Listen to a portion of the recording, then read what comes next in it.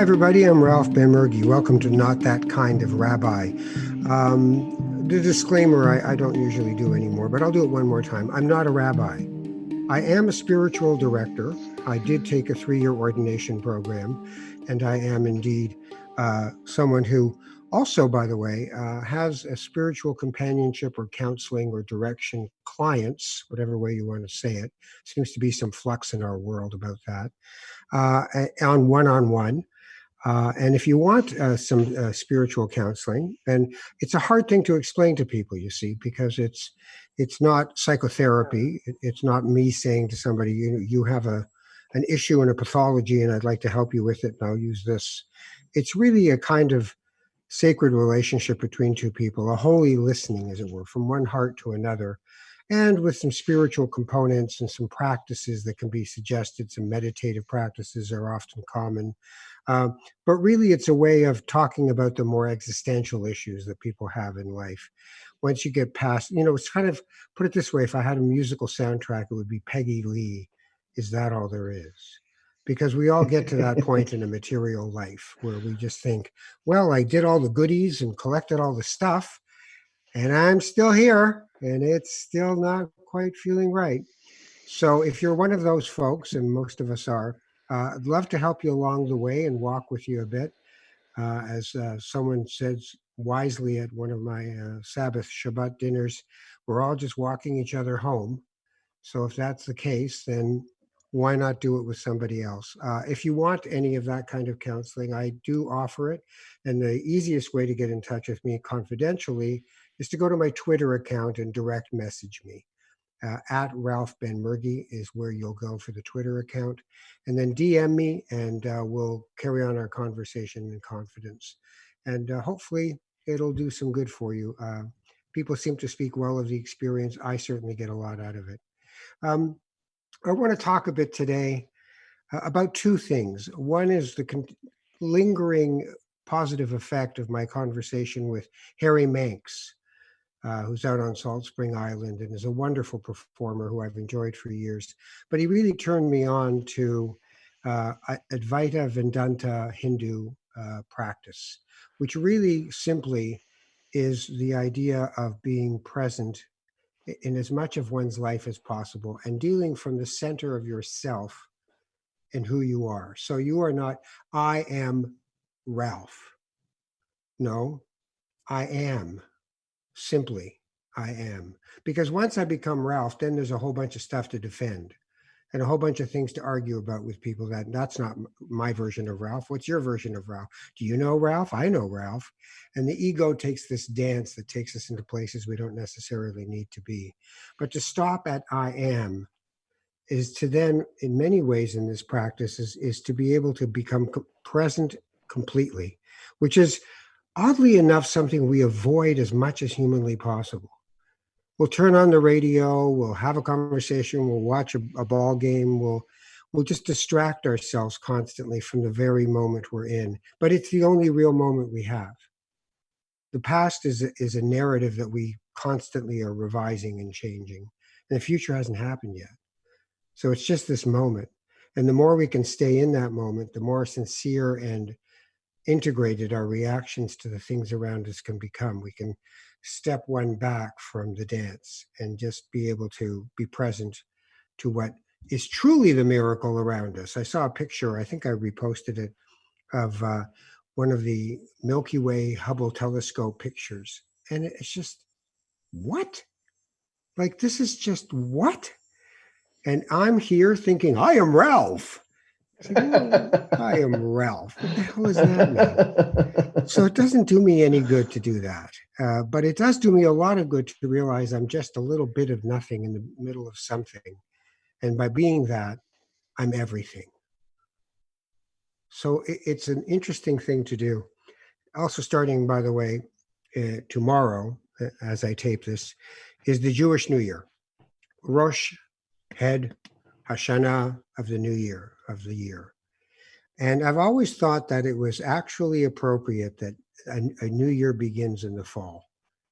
I never thought the dead of winter, arbitrarily on this day in the dead of winter, that it's a new year.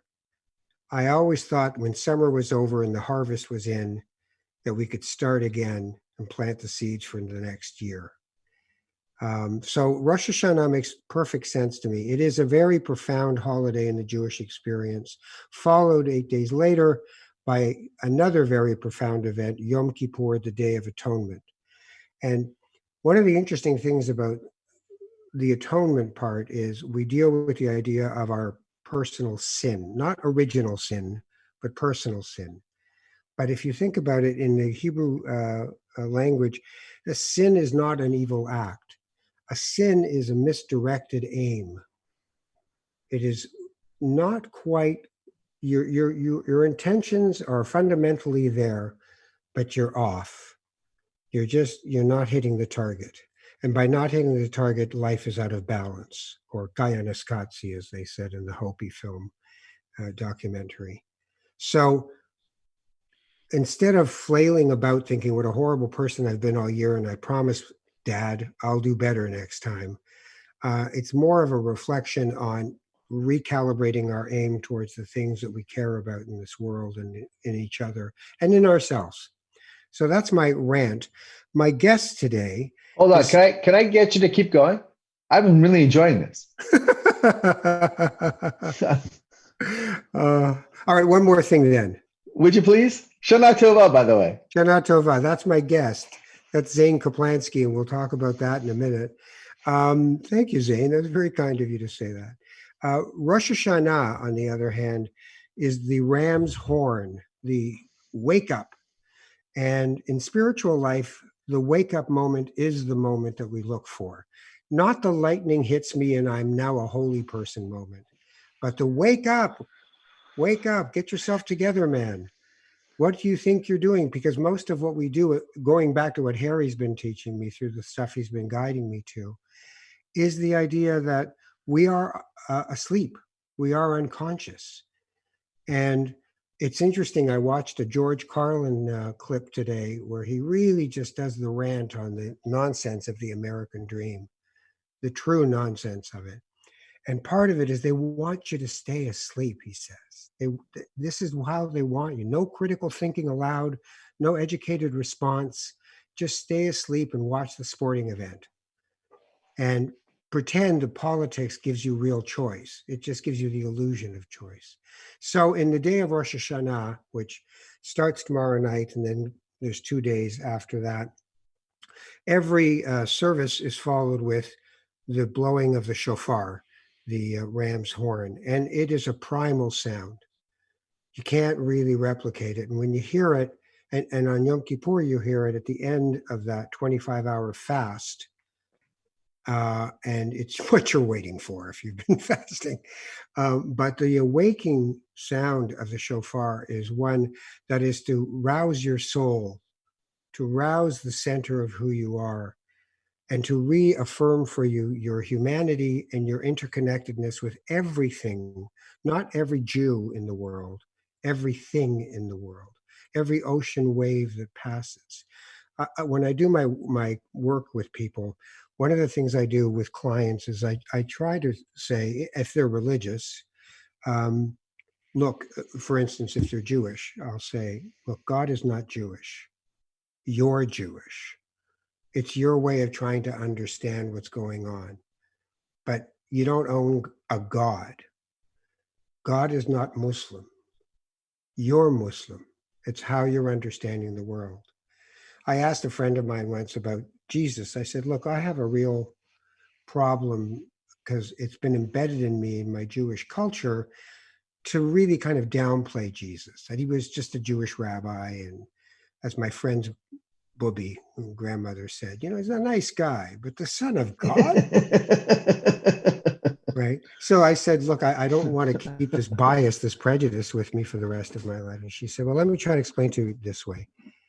I should have her on the show. She was the former moderator of the United Church, Marty Tyndall. And she said, Jesus Christ is not what you see on his license, on his driver's license. Jesus and Christ are two different ideas. Jesus is the human manifestation of the divine on earth and a mediator, as it were, a teacher and mediator, a true rabbi. Christ is a consciousness that says, I breathe life into the trees and the trees breathe life into me. That we are interdependent and interconnected. That is Christ consciousness. And that really helped me. And I no longer had to have this image in my mind that I shouldn't be listening to those teachings. So all that being said, Zane Caplansky, to me, as a vegetarian, was always a wonderful thing because he has delis, Kaplanskys. And there was one on College, which is no longer there, which is a whole mishigas I don't want to get into. But I went there with a good friend of mine. Harvey and I would sit and have lunch, and we would talk about things that mattered to us. But I just loved, it was like being bathed in Jewish culture without it being oppressive, without it being, it's got to be exactly just like, I just got to enjoy it. I just got to enjoy it. And then I'd look longingly at salami and smoked meat.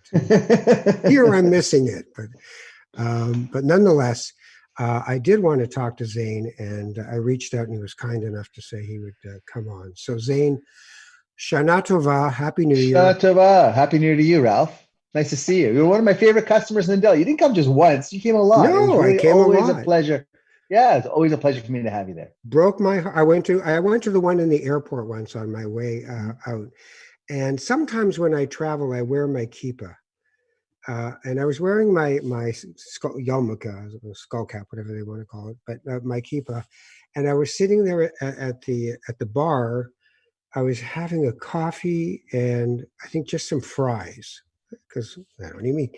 So I'm sitting there, and there's a CFL football game on the TV, and there's all these guys rowdy, and two of them come up beside me, and one of them looks at the other one and he goes, fucking Argos, they're always fucking it up. And then he looks over at me and my kippah and he goes, oh, I'm sorry. I shouldn't have sworn. You bring out the best in people. I love it. Well, the kippah did. I didn't. Well, if I hadn't had the kippah on, he would have just said, hey, don't you fucking agree? Hey, aren't you Ralph Ben-Mergi? So I wanted to start by something that I read that really touched me, was the story of your great-grandfather or your grandfather? My great-grandfather, that's right. Your great-grandfather, who, I'll let you tell the story, but please, I'd love to hear that story. Sure. So my great-grandfather's name was Shneur Zalman Duchman, and I'm actually named for him. So my Hebrew name is Shneur Zalman, and my, of course, last name is Caplansky. His daughter was my grandmother, and I learned of his stories from his other daughter, Nachama, who used to spend her summers with my family in Toronto. And I used to stick very close to her because I loved hearing stories of Shneur Zalman, my great-grandfather. But there's one story she never told and that I never heard until I actually opened the deli on College Street. And that was the story of how the world of kosher ruined his life. And Shneur Zalman was, like many pious Jews of his time, and I should say as well that he was a shochet. And a shochet is a Yiddish word for butcher. So he had a house where his butcher shop also existed on Nassau Street in Kensington Market, which to this day in Cantonese, they refer to as the Jewish market. Back in those days, it was a heavily Jewish part of town. And Shneur Zalman used to bless and kill chickens in his home. And in fact, my father grew up in that house as well with his grandfather. And still, I never heard this story until I opened my deli in the Monarch Tavern, also in Kensington Market. And sorry, not far from Kensington Market, I should say. Little. Little. Thank you. And my cousin Lloyd Duckman, another grandson of Shneur Zalman, came in one day and he said, "Did you ever hear the story of my grandfather and how he lost his hechsher?" And the hechsher is the certification that these guys have for their ability to kosher chickens and food. He then went on to tell me the story of how, like many Jews of his time, pious or not, Shneur Zalman was, as well as being a shochet, a socialist. And he went to work every September around this time of year for the big meat packer, which I believe was Canada Packers at the time. And they would hire the kosher shochetim to come and bless and kill chickens for their kosher customers. And Shneur Zalman noticed that his coworkers were all, the Jews, were all paid a lot less than the unionized non-kosher cutters. And so the socialist in him thought, I can fix this. And he went and he tried to unionize the other kosher cutters. Guys, if we all band together, they have no choice but to pay us more and to give us better standards the same way that they do with their other butchers. His employer did not appreciate his efforts. And I don't know what happened behind the scenes. I do know that the Council of Rabbis in Toronto brought charges against my great-grandfather pertaining to what? I don't know. I don't know what the proceedings were. It's kind of lost in time. But the way that my father tells the story and my cousin Lloyd, it was corrupt. That somebody paid somebody something in order to essentially make an example of my great-grandfather so that nobody would try and unionize the kosher cutters again. And he was, in fact, found guilty of whatever misdemeanor they had charged him with. They revoked his kosher certification, which meant that he was no longer able to bless and kill chickens in a kosher manner. And his essentially his livelihood was taken away from him. And if I tell you, I could show you a picture of, and maybe I'll send you a picture so you can post it, of my great-grandfather. He's what Grammy Hall would call a real Jew. So had the beard and the hat and the black coat. Exactly. He's what you would imagine when they say this is what a Jew is. They don't imagine you and me, Ralph. They imagine my great-grandfather. Yeah. All of his children became secular. All of his children. He went from being a Lubavitch, shochet. He, in fact, went to yeshiva with Rabbi Schneerson's father, the original Alter Rabbi in New York. Back in Europe, as boys, they went to the same yeshiva. And when he was dying, the Alter Rebbe in New York, he summoned my great-grandfather to New York. And I think, I never knew the subtext of this either, but my grandfather went in his father-in-law's place because my great-grandfather wasn't fit to travel at that stage. He was too sick himself. And he said that he had a really wonderful and warm conversation and that the Alter Rebbe wanted to give my great-grandfather his blessing.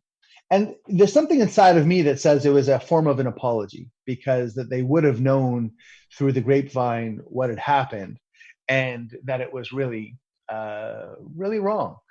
And so, I always grew up eating bacon. I always grew up, not keeping kosher.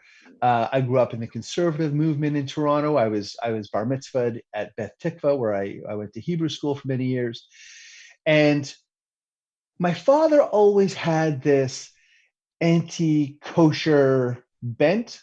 And the funny modern part of the story, if I can continue this, is that in about like 7 or 8 years ago, I was contacted by Maple Leaf Sports and Entertainment, asking me if I would be interested in opening a kosher stand at the Rogers Center, which is now the Scotiabank, at the ACC, which is now the Scotiabank Arena. And, for a kid from Toronto who bleeds blue with the Maple Leafs, to be in that stadium was, and I jumped at it. Of course I would like to. Well, you're going to have to get kosher certified. And my father says, don't do it. They are genefim, thieves. they will take every last dime you have, and they'll, what do you know? What do you, like all kids taping their phone? What do you know? And I contacted a cousin of mine who's kosher, and I said, if I want to get kosher certified, how do I do it? And Jerry says, don't do it. You don't want to get involved with these people. Trust me. I said, no, no, no. And again, I'm a Leafs fan, and this is, and the Raptors, and the glamour of being in that place, and not even about the money, just about the prestige, just seeing my brand in that stadium, where Daryl Sittler and Matt Sundin and my heroes of the Toronto Maple Leafs, Wendell Clark, when these guys played, some of them played. I mean, they mostly played the Gardens, but that's okay. Just being a part of that. And so Jerry says, okay, well, there's two. There's CORE, the Council of Rabbis, and there's Badats. And Badats are the new kids on the block. And he said, you might have better luck with Badats. So I called Badats. They sent a fella down to talk to me about the process of getting kosher certified. He wouldn't step foot in the restaurant. He insisted on meeting me across the street at a park.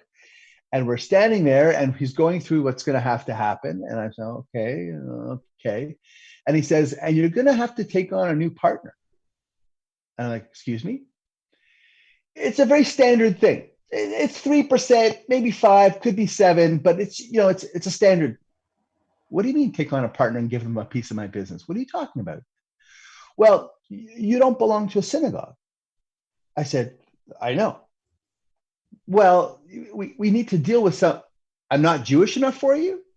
It's kind of like that. And I would have to take on an Orthodox partner who would have to be an equity partner. This is what they call the kosher shakedown. This is the part of that world that people believe is, and I think is actually corrupt. And then he gives me that Columbo moment. You know that, Ralph? Columbo, just before he leaves the room, and he says, just one more thing. And that one more thing is always the part that Columbo gets you, right? He Columbos me. He goes like this. One more thing. You're going to have to change the name. Excuse me? Yeah, we can't have Kaplansky's kosher at the ACC and Kaplansky's delicatessen. People will get confused. Now, another story worth telling is that I changed my name once already. I was born Zane Kaplan. And I was born Zane Kaplan because my father's other great-grandfather, my father's other grandfather, my other great-grandfather, I had 4, this was the second, Benjamin Caplansky came from Poland and decided to change the family name. Why he decided that, I don't know. I never met the man. But I always assumed, and there's one particular photograph of Shner Zalman Duchman and Benjamin Caplansky together, where Shner Zalman is, like I say, dressed like a typical Orthodox Jewish gentleman, and Benjamin Caplansky is in a wool suit with a straw bowler. And it's the old saying, Ralph, be Yiddish, look British. And trying to fit in with society. And so he would have dropped the ski from the last name to fit in better with society. Well, I had all kinds of identity issues and emotions around opening a restaurant and a deli in the first place. Your wonderful and very generous introduction really fills me with so much joy, because that's what I was going for. A place where people would feel what we call that Yiddish atum, that flavor of joy around food. We used to have these buttons that said, Jew it up. And I love that notion of celebrating Jewish style.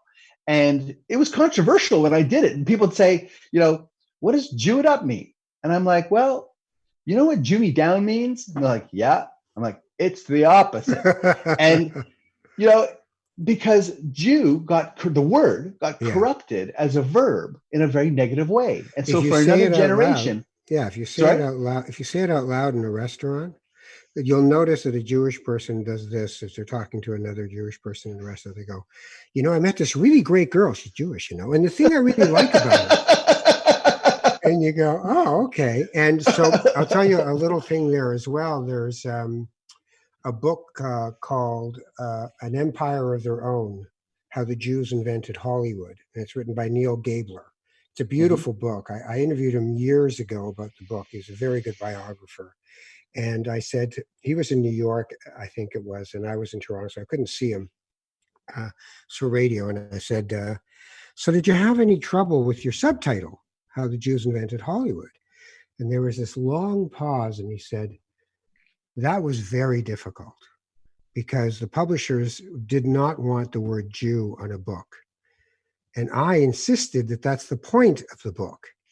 And that even in the telling of the story of the five heads of the studios, their attempts to assimilate, to create synagogues that might as well have been churches, to marry outside of the religion, to do as much as they could to, be Yiddish, look British, was going on. And these were all Eastern European Jews who'd come over to New York first in the vaudeville scene and then moved to LA and created Hollywood. And he said, I fought tooth and nail. And then finally I just said, this book means everything to me. And if you're not going to let me do this, I'm not going to let you publish this book without a lawsuit. And they finally acquiesced. And one of the guys he was dealing with was Jewish. Yeah. So, yeah. It's a very fraught word. And one of the things I love doing is celebrating Jewish culture and really trying to reclaim that. I put that on the side of my food truck. I doubled down on that shit because, for me, we've taken it on the chin for thousands of years. And the idea that our culture is one of sadness and grief and mourning. And, we're so overwhelmed by the history of the Holocaust in recent times that the other side of Judaism, the celebratory side, the food side, the sex side, all the wonderful things that Judaism has to offer are, I think, part of my job to, celebrate. So when I opened the deli back in 2008 in the Monarch Tavern in Little Italy in downtown Toronto, and I changed my name. I had to think of a name for the restaurant, and I thought of, Kaplan's Deli. And, there's a Kaplan's Hardware or a Kaplan Furniture Store in the West End. And my mother and my brother are both politicians, and so they sort of corrupted the name Kaplan for political purposes. And I thought, what about Caplansky's Deli? And that had a nice ring to it. And so I've changed my name once. And when this guy says to me, you're going to have to change your name, I'm like, I've been there. I've done that. I'm not going back. But it's interesting because the Caplansky thing and the Kaplan to Caplansky, in this telling of the story of your great-grandfather, there is this rebuke that you're not Jewish enough. Right. Can you imagine? Can you imagine? I did a documentary series called My Israel that I did for Vision TV. And at one point I was mic'd up and I was at the wall, at the Kotel, the Western Wall. And my producer was shooting some footage of me at the wall. And I was doing my prayers, and an Orthodox guy, young Orthodox guy, not that young, late 30s, comes up to me and goes, I don't know why they talk like this, but they do. You Jewish? And I reflexively turned towards him. I kind of almost spun on my heel and said, yeah, is that all right with you? Like, I'm here at the Western Wall, the holiest site in Judaism, that's actually brick and mortar, as it were. And are you Jewish? It's like, what do you think what's it your business, A, and B, what do you think I'm doing here? But then he starts hitting up on me for money, which was even more objectionable. Ralph, when I was at the wall 6 years ago for my nephew's bar mitzvah, the guy comes around with a tefillin and to help you lane tefillin at the wall. Everybody else he charges money to, he wouldn't accept money from me because my name is Shneur Zalman. Shneur Zalman, and the line that I come from is a revered name. The founder of the Lubavitch movement was Shneor Zalman. He wrote a book called The Tanya, The Truth. The entire Lubavitch movement is based on that book and that man, and I'm his descendant. I'm named for him. And they wouldn't, but to this guy, this Badatz guy, I'm not Jewish enough for you. Fuck you. And I'm like, I threw him out. I didn't throw him out of the restaurant because he wasn't in the restaurant. I went to Core. I went to his competition to say, okay. And I went to the other side. And again, these are the people who humiliated my great grandfather. I didn't know this story at the time. And so in my own defense, if I would have known this story, I wouldn't have stepped foot in this man's office. I walk in, and the young rabbi, now, first of all, I sit in the waiting room at Core, and I hear the phone ringing constantly, and the receptionist answering questions about toothpaste and tomato sauce and mouthwash and which hechsher is kosher and how do I know? And the entire kosher existence is based on looking for the symbol, the little hechsher, and knowing what you can and can't eat. It's a very highly prescribed way of eating. And I finally, after about 20 minutes, I get into the room with the rabbi, and he says, I understand you're a bit of a media personality. So I had a radio show for many years in Toronto, done a lot of Food Network stuff as well. The dog has heard of me. And Kaplansky, why didn't you say so? See? That's what the dog's doing. That's right. I'm a bit of a big deal on the canine set. And and this rabbi's heard of me as well. So I'm like, Rabbi, I'm really just a humble restaurant owner, and I'm here to see if you can help me grow my business. I've been given an opportunity by the best brand in the country, the Toronto Maple Leafs. The Toronto Raptors want my restaurant in their stadium, but I need a kosher certification. And he's got me. He knows that he's now the only game in town, that I'm not going to work with these other guys, and who are pretty much now, I think, out of business anyway. I think the Core drove them out of town. And again, I get the same runaround, the same shakedown. First of all, you're going to have to be closed Friday night and all day Saturday. You can't operate on Shabbat. I knew that already. Okay, I get that. You're going to have a mashgiach. You're going to have the guy come down to be able to turn on the ovens and supervise. I knew that already. That's fine too. That's what it means to be kosher. I do have a problem with your name. You're going to have to change the name. And I said to him, Rabbi, I'm sitting in your waiting room and I'm listening to people call.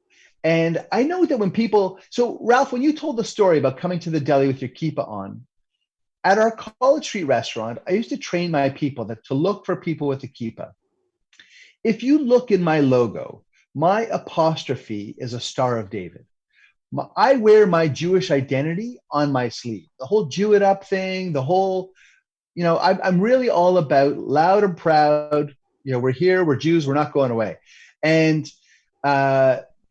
if people mistakenly believe or confuse a Jewish restaurant with a kosher restaurant, I want to make sure you're not going to do something you regret or eat something that you think is kosher that isn't kosher. So when we see a person with a yarmulke on, just letting you know that we're not a kosher restaurant.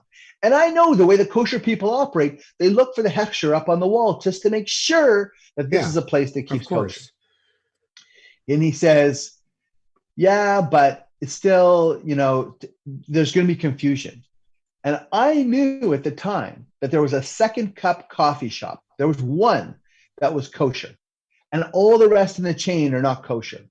And so armed with this knowledge, I said to him, but Rabbi, you've certified one Second Cup and all the other, well, they don't serve meat.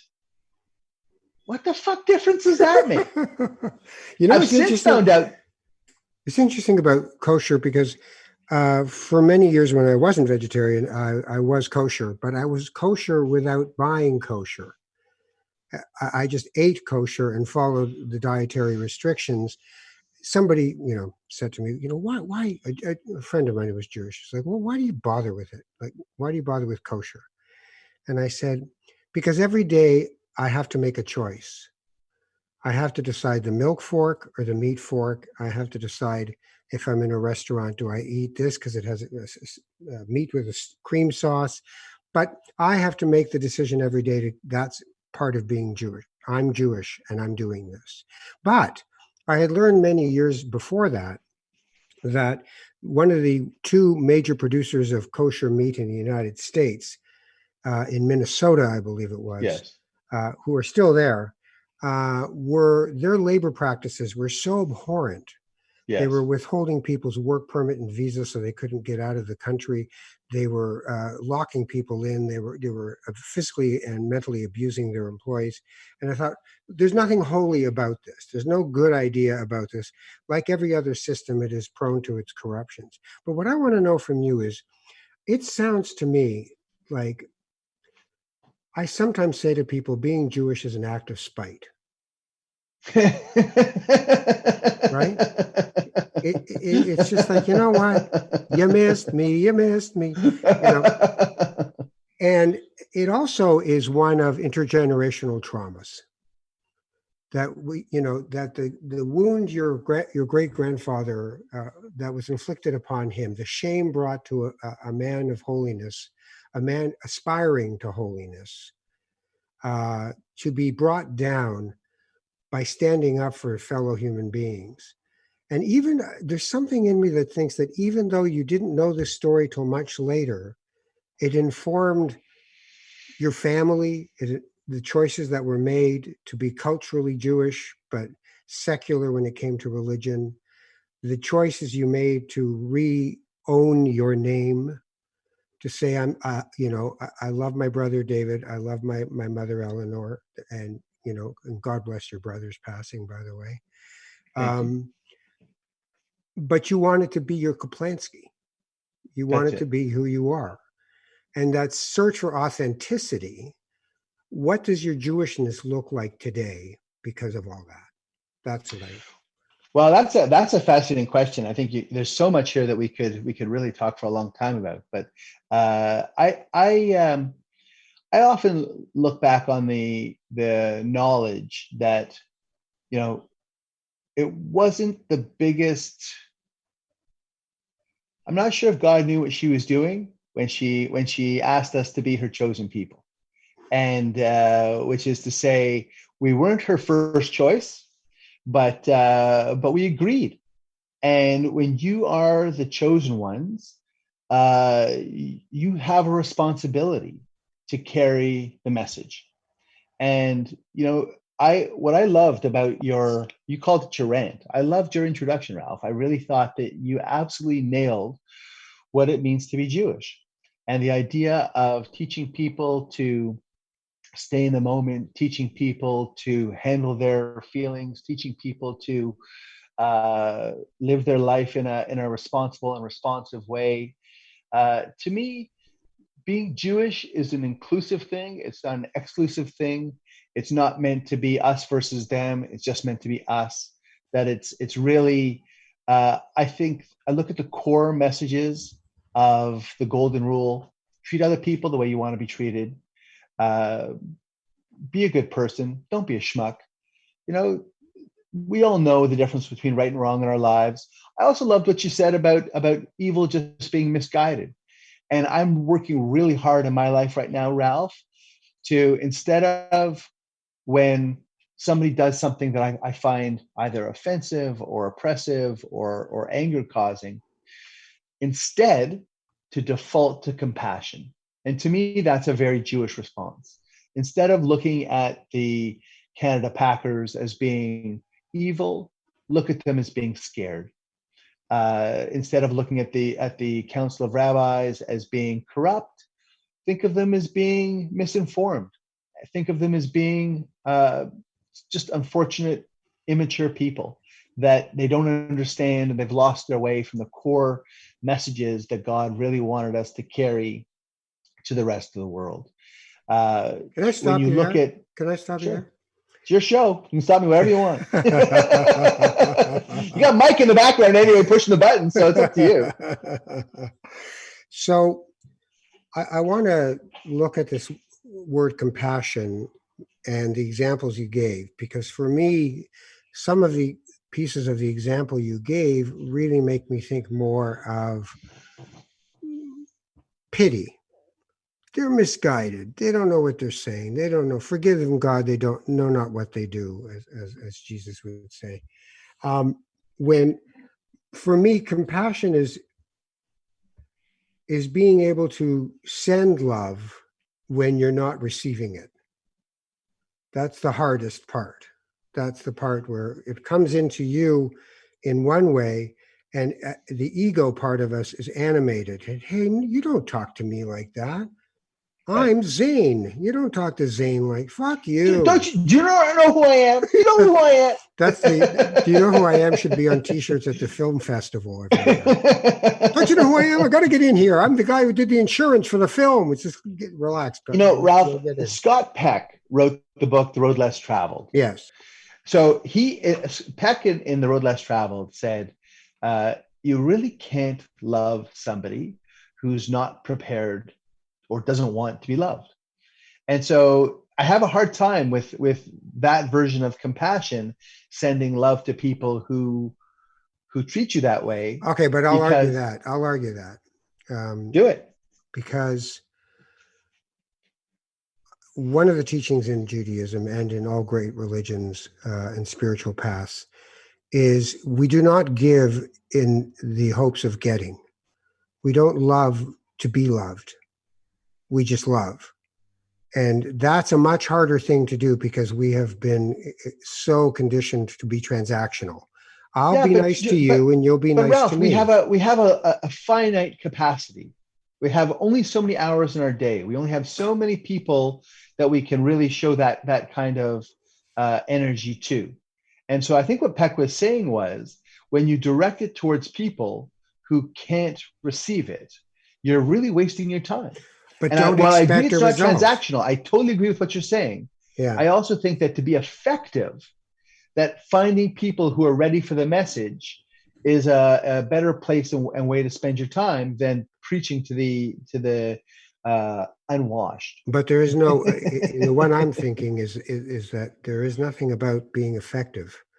I'm not doing it so that I really hope that there'll be better people or that they'll be nicer to me next time. Just doing it.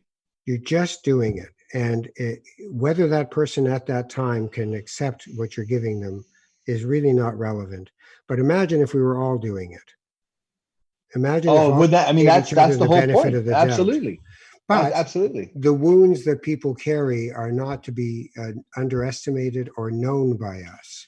So in our Well, and humility, we have to share. the Yes. wounds that I carry from being taken advantage of, from being abused, from being hurt, from people who I've tried to show my love to, and they've taken it and they've beat me over the head with it.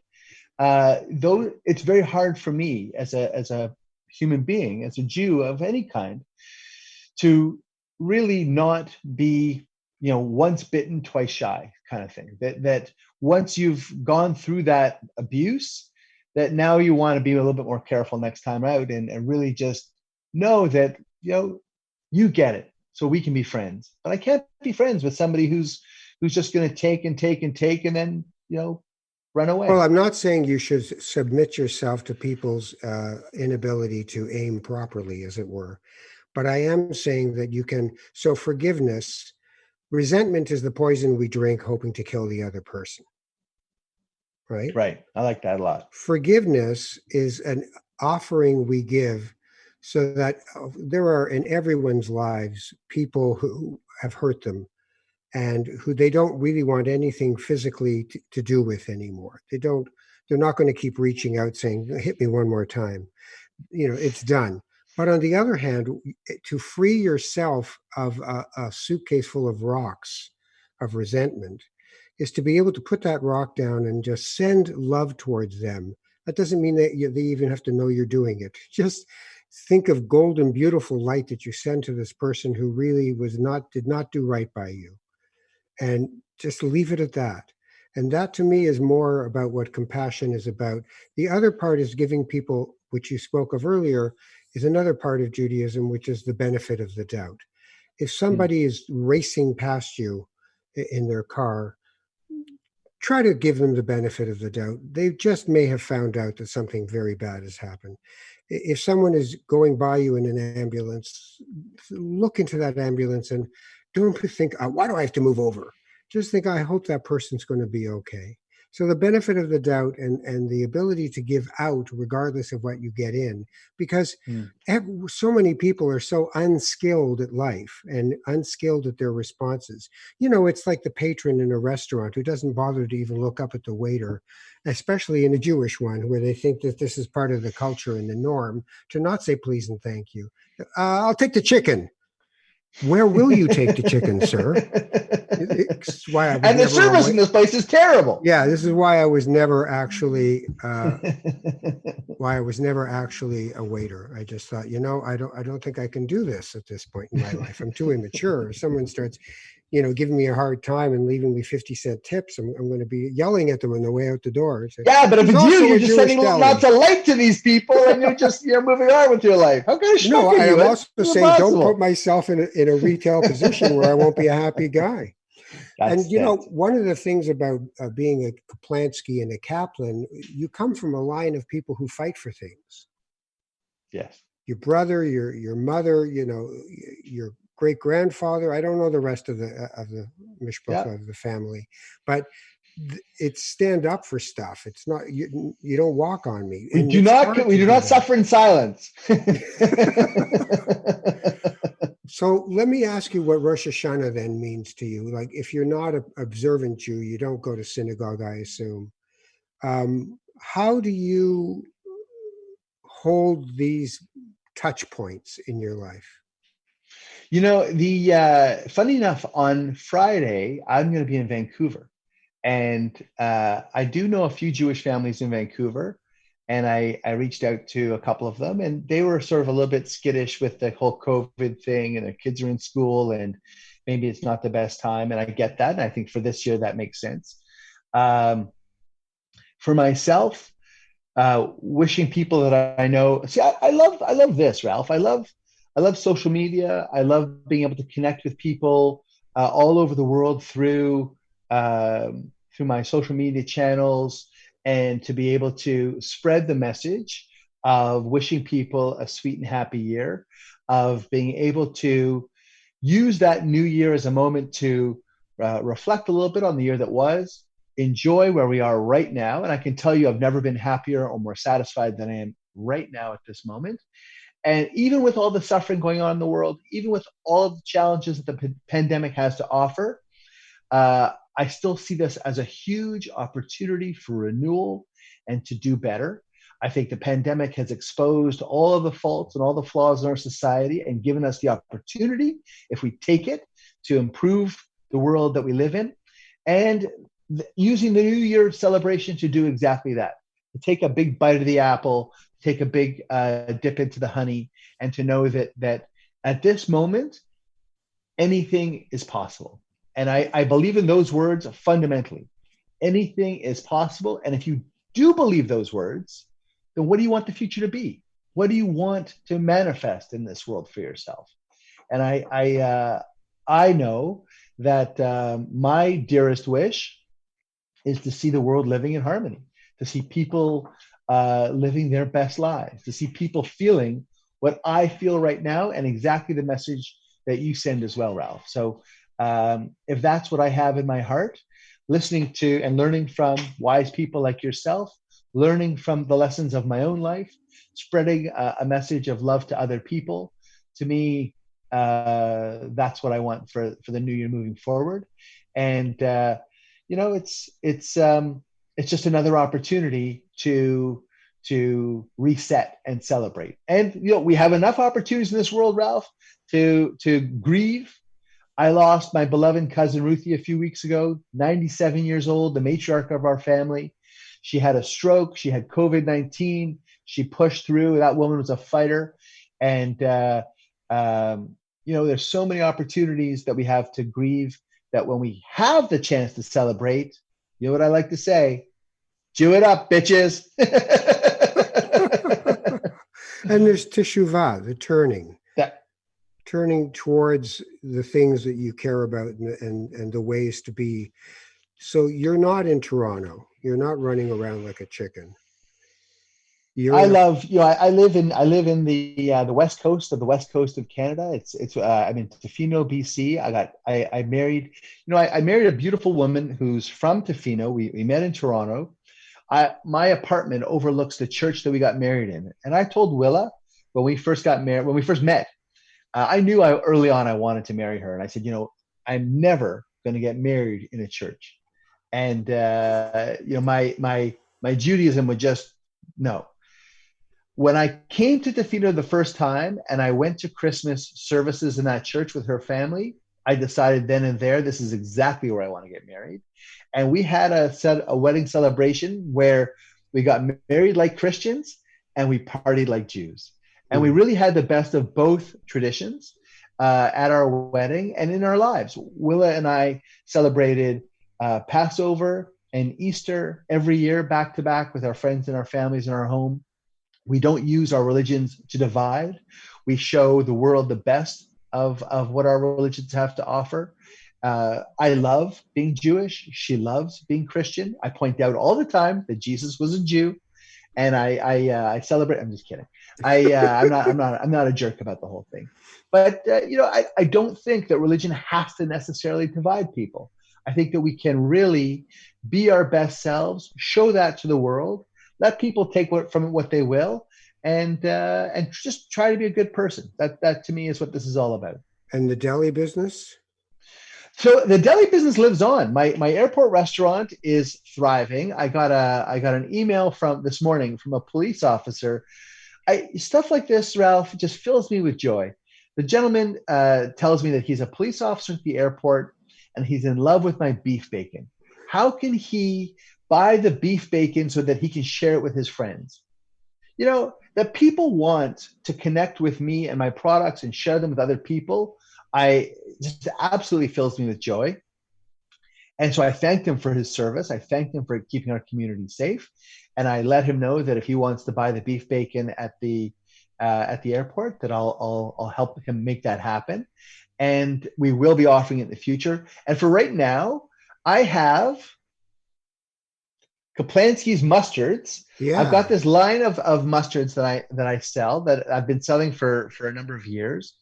And part of what I went through when I closed my deli business on College Street, it was heartbreaking for you. Imagine what it was like for me. The humiliation of being thrown out by my landlord, the financial devastation of it cost me over $100,000 in legal fees to get back into the restaurant. I fought for another full year to stay there. I got married in 2017. My landlord came back at me again. And finally, I was like, you know what? This isn't going to work. You can't stay in a place where the guy doesn't want you to be there. And I said, if you want the place bad so badly, I'll give you back the keys. And I literally walked away from the restaurant in early 2018. My investors had given me enough money to stay, but I knew that my landlord had poisoned the relationship. He had broken the lease by locking me out in the first place. He was trying to do it again. He was trying to use the legal system to punitively get the most he could out of me. And you know what? The goose that laid the golden egg eventually flies away if you poke it and stick it and try to get it to shit nickels every time you want it to pay more money. I just had enough. And my wife and I came back here to Tofino. Her parents live here. In fact, they live just down the hall from us here. And I don't know if you heard the knock on the door a few minutes ago, but it was Willa's mother. She has dementia, and we knew that Willa's dad was struggling to care for his wife. And these are the finest people that you're ever going to want to know. Sandy and Jenny Bradshaw they're just the best. And Willa and I were in a really unique position because I could close my restaurant. I could be financially stable because of my airport restaurant. And we could transport ourselves out here and help them care for themselves in their golden years, take the pressure off of Sandy so that we could help care for Jenny. And we get to live here in Tofino. It's a magical place with Magical. mountains and oceans and fishing and walks in the woods and beaches. And a year and a half ago, we moved here. And, the greatest gift I think that I've been given, and I loved what you said at the beginning of this show about living in the moment and staying in the moment. Jenny's Alzheimer's has helped me get there. Jenny doesn't have memories of the past. Her disease has taken that away from her. And it's also really not enabled her to look forward. So Jenny lives very much in the moment. And she is such a joy to be with that being with her in the moment is a great place to be. And I've realized exactly what you were teaching, Ralph, that when I stay in the anger and the frustration of my landlord and my great grandfather and the past hurts and abuse and heartbreak, I'm a tortured soul.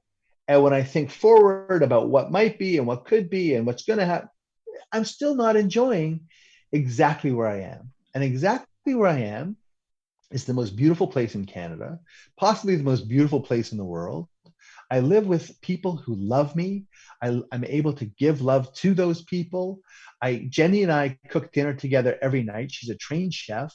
She is the best sous chef I've ever worked with. Mm-hmm. It's a joy. She appreciates us. We go for walks. I'm living my best life right now. Mm-hmm. I'm able to take the best parts of the business that I loved, the deli business that still is happening at the airport. I do pop-ups here on Vancouver Island. I did a pop-up in Vancouver a couple of weeks ago. I'm curing smoked meat. I'm slicing smoked meat. I'm selling my mustards. I'm really, I did a lot of soul searching about what it was about the deli business that I loved. And it wasn't the business itself. What I loved about the deli business was exactly what you said in your introduction. It was that feeling that you had being there. It was the emotional connection that I was able to establish with people through my business, through the food, through the identity of Jewish deli. And I can maintain that with mustard. I can do that with this police officer in the airport who loves my beef bacon. I'm getting all of the benefit that I ever wanted out of Caplansky's Deli now here in Tofino, as far away as you can be from Toronto and still be in Canada, through the mustard and through the airport restaurant and through social media and through people kind enough like you who let me help me tell my story. What a wonderful thing. What a wonderful story. That's beautiful. There's a beautiful thing to standing in front of an ocean that gives you your insignificance, your pebbles of sand that your life really is in the universal flow of creation. It gives us a instant humility that a city doesn't, I find. A city amplifies your ego. You're the biggest thing in the movie. This is your movie and you're walking down Main Street. And when I go back to places like Tofino with the mist rolling in, or, in the second tourist season of Stormwatch, Yeah. and just have people just sit there and watch water come towards them relentlessly, purposefully, and with no aim whatsoever at the same moment.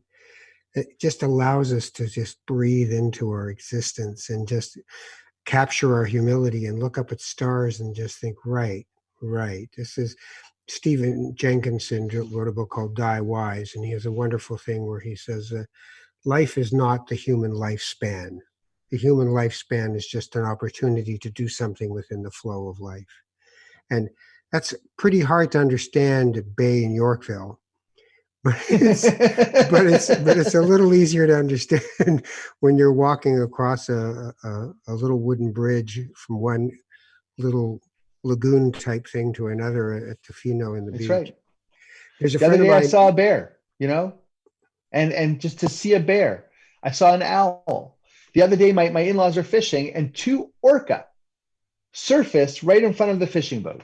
That doesn't happen, as you say, Bay in the Yorkville. corner of Bay and Queen. That's right. No, just people who think they're orcas come surfacing up to tell you that they just bought this fantastic thing at this fantastic price at this fantastic time. And look at my new car. Yeah. Whatever. Which is not quite the Schmuck. car I should have, but I'll get that car next, which is going to be the electric version of that car until That's there's a right. better version of the It's car. never enough. It's Well, it's never never enough. enough. It's never enough. Eyes get big, but it's the hollowness that we're filling. If it's a material life, but so many of your lessons you've taken and made the very best of instead of turning them into a bitter soup. A drool that just makes you angry. I'll drink the gruel and I'll just accept my fate. And I love that about it. There's a friend of mine who's a stand-up comic and producer for many years, Howie Busgang, and Howie's got a smoked meat place on Salt Spring Island called Buzzy's. So you should, Oh, I didn't realize that was Howie Busgang. Wow, yeah, that's so incredible. you should check him out. I'm gonna go and say hi for sure. I haven't been yet. Yeah, give him your mustard. I will for sure. He'll love it. I wish I was out there with you. I truly do. Come visit Well, I got a schlep. when the time is right. When the time is right, please come visit. We And will. we have plenty of room here. The Bradshaws have a couple of extra rooms. Will and I can shift over and give you our place. It would be lovely to have you out here and spend some time together again. I'm going to give you a blessing, a Shana Tova. May you have the sweetness and love in your life. May you give love and have love. May you have your atonement, your ability to see within yourself, your vidui of the things that we haven't done and the things that we need to do, but also the forgiveness of all who have come before you and after, and the forgiveness of yourself for any of what you perceive to be your shortcomings, which are really just jewels waiting to be revealed to the sun of who you are as a human being. Shana Tova. Shana Tova, Ralph. Ralph, and I want to say thank you for really being the very best of what it means to be Jewish. And I think that if your message can be heard far and wide, people would really understand the best of what it means in our faith. And I want to thank you for carrying that message. You take care of yourself. Thanks, you too. Zane Caplansky, owner of Caplansky's Deli, and on his website you can order yourself some fantastic and different mustards, I might add. Oh boy, made me just miss his College Street Deli, and yet I love what he's doing, and I love the way he's doing it, and we could all take a lot of lessons from what he was talking about. Really, really good stuff. Two things I want to do. One is I want to tell you about something that I am involved with on another level. I'm part of what's called a wisdom council for something called mensch work. A mensch in Hebrew is a human being. And it is the highest compliment you can pay someone, that you are a real mensch, a real human being. And it's meant to talk about the profoundness of understanding your existence here and being kind to people and being as good a person as you can be with all your flaws. It's not about becoming perfect. It's about becoming yourself, your real self. So Menschwork is a website, menschwork.org. Mensch is M-E-N-S-C-H work, menschwork.org.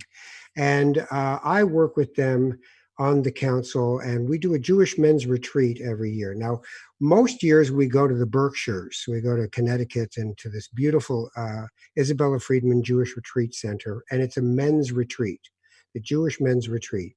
And it's going into its 29th year. So obviously this year it's going to be a virtual retreat.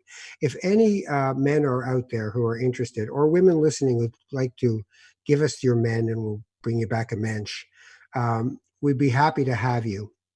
Go to Menschwork, check out JMR29 and register. It's really affordable this year because there's no travel involved and accommodations, but we have a whole suite of things we're going to do from one Friday night to the next Saturday night. And during that 25 hours, obviously not all the time, we're going to have different programs and services. And it's a way of being together as Jewish men that it's one of the most important things in my life these days. So if you're interested at all, go to menschwork.org and look up the Jewish Men's Retreat. It's going to be, let me just see if I get, yeah, I just want to make sure I get right the date, because November 13th and 14th, but you do it from home, on your laptop, on Zoom. We've got about usually anywhere near to 100 men, but we break off into schmooze rooms where we sit and talk together. We have programming for ideas and thoughts. We talk about our spirituality as men. You don't have to be religious. You don't have to, it doesn't matter. None of that matters. What matters is coming together. So JMR29 at menschwork.org. That's the first thing. And the second thing is I realized I really would like to talk to folks out there about my spiritual counseling practice. I am a member of Spiritual Directors International, and that is just one of the organizations I belong to that really tries to promote for people the idea of a spiritual companionship, someone to talk to about the bigger and more interesting to me things that we kind of leave off the table. I find when I do this show itself that there are people who they're not used to talking about their spirituality. But once they get going, as you've noticed with almost everyone I speak to, it's really quite something to see because it opens them up to all kinds of experiences within themselves, looking at themselves through a spiritual lens. I'm also part of the Canadian Association for Spiritual Care, which is another wonderful organization for people who do anything from pastoral to palliative to counseling in the spiritual realm. In my case, if you are interested in a consultation about whether or not spiritual counseling is for you, then the best way to do it confidentially is to go to my Twitter site. At Ralph Ben Mergy, because that way you can direct message me and no one else needs to be part of our business except us. Everything that we would deal with would be confidential anyway. But at Ralph Ben Mergy, and then direct message me that you'd like to have a conversation, and we'll take it to an email conversation between you and I, and see if we can put together a session. And I tend to try to help people through spiritual practices and through really trying to listen from my heart to their heart. So that's two things I wanted to talk to you about. So you take care of yourselves. The Jewish New Year starts. I'm taping this the day before. That evening is the Friday, Erev Rosh Hashanah, the evening of the New Year. And I wish you all, regardless of your faith or your spiritual inclinations, a sweet and loving and happy New Year as we go from summer into autumn and renewal and start the cycle again. I'm Ralph Ben Mergy. This is Not That Kind of Rabbi. You take care of each other. And if you want any comments or any suggestions, go to my Facebook page. Not That Kind of Rabbi is the Facebook page. Take care of each other. Bye.